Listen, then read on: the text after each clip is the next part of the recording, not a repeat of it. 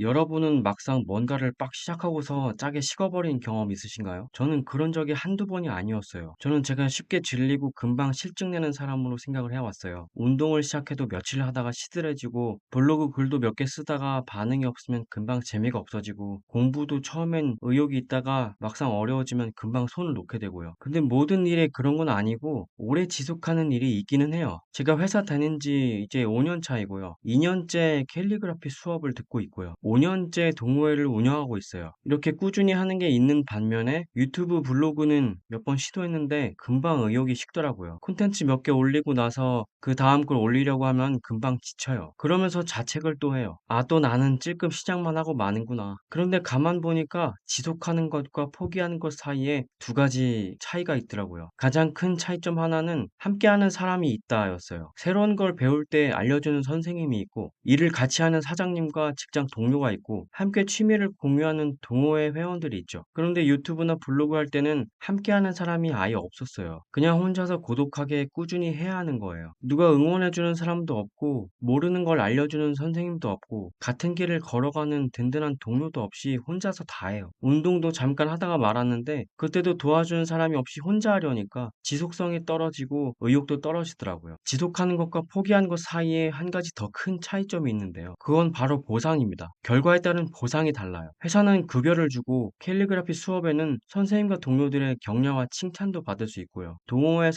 동호회에서는 같이 밥 함께 하거나 술 한잔 하면서 노는 게 최고의 보상이죠. 그런데 유튜브나 블로그를 할 때 그런 보상이 바로바로 안 와요. 유튜브에 며칠 만에 보상이 얼마 온다 이런 영상들이 있는데 그게 가능했으면 요즘 다 같이 부자가 되었어야겠죠. 거의 다 상술이고 사기일 겁니다. 제가 요즘 즉각적인 보상에 너무 익숙해져서 그런지 아무리 가치가 있는 일이라도 돌아오는 게 없으면 금방 식어버리는 것 같아요. 혹시 내적 동기, 외적 동기 들어보셨나요? 행동을 할 때 외적 동기에 너무 길들여져 있었던 게 아닐까 생각이 들어요. 뭘 하더라도 초반에는 와, 내가 결국 해냈다 이런 성취감이 생겼는데 뒤로 갈수록 아, 언제까지 해야 되나 하면서 동기가 약해지더라고요. 이런 경우에 어떻게 이 내적 동기를 유지해야 하는지를 잘 모르겠습니다. 이 영상을 보시는 분들 중에서 동기부여를 잘 하시는 분들이 있으시면 노하우를 댓글로 알려주세요.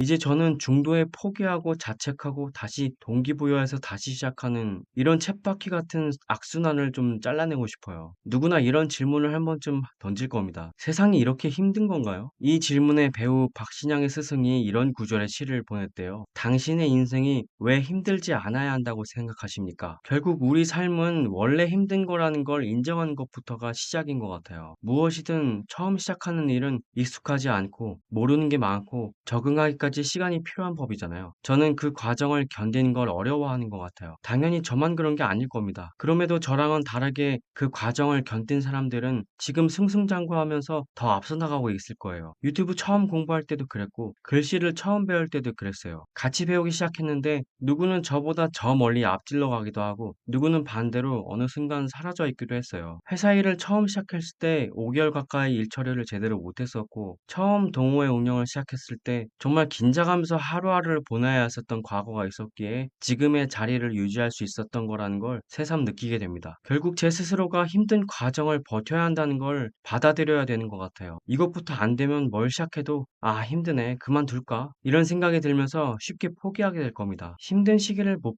버티고서 포기하는 순간에 자기 합리화를 하려고 아, 이 일은 나랑 안 맞네 라고 해버린다면 새로운 재능을 발견하기도 전에 내 한계를 제한해 버리는 게 아닐까 싶어요. 지금 이 힘든 순간은 언젠가 기억조차 안 나는 정말 스쳐 지나가는 시간이 될 수도 있는데 그 찰나의 순간에 너무 감정을 소모해서 스트레스를 받을 이유가 없다는 생각이 듭니다. 총량의 법칙이라는 말이 있잖아요. 우리가 살면서 겪게 되는 경험의 총량이 정해져 있다는 개념인데요. 무언가를 성공적으로 수행하려면 거기에 적응하는 그 양도 정해져 있는 게 아닐까 합니다. 그 총량만 버티면 어느 정도 경지에 도달했다고 말할 수 있지 않을까요? 포기하고 싶을 때마다 이 이야기를 머릿속에 되새기면서 내적 동기의 끈을 놓지 않는 연습을 해봐야겠습니다. 힘든 건 원래 그렇다. 무엇이든 적응하려면 필요한 양이 있다. 너무 급하게 포기하지 말자. 포기하지 않으면 나의 새로운 재능을 발견할 수 있을지도 모른다. 오늘 이야기는 여기까지입니다. 저와 함께 내적 동기를 가지고 성장 계단을 올라가실 분들을 찾습니다. 구독과 좋아요로 함께 해주세요.